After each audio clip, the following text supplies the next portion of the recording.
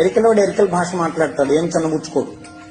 లంబాడి ఆయన లంబాడి భాష మాట్లాడతాడు, గుజరాతోడు గుజరాతీ మాట్లాడతాడు, పంజాబీ పంజాబీ మాట్లాడతాడు, తమిళోడు తమిళ్లో మాట్లాడతాడు. చిన్నబుచ్చుకోడు, వాడు హ్యాపీగా ఫీల్ అవుతాడు. ఇంకాస్త అయితే గర్వంగా కూడా ఫీల్ అవుతాడు. ప్రపంచంలో ఒకే ఒక్క జాతి ఉంది, తన మాతృభాష మాట్లాడటానికి సిగ్గుపడే జాతి.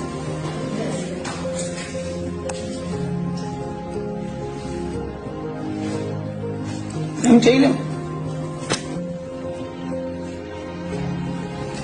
దేశ భాషలందు తెలుగు లెస్స. ఎక్కడో విన్నాం, కృష్ణదేవరాయల కాలంలో ఎవడో అన్నాడని ఆయన అన్నాడు.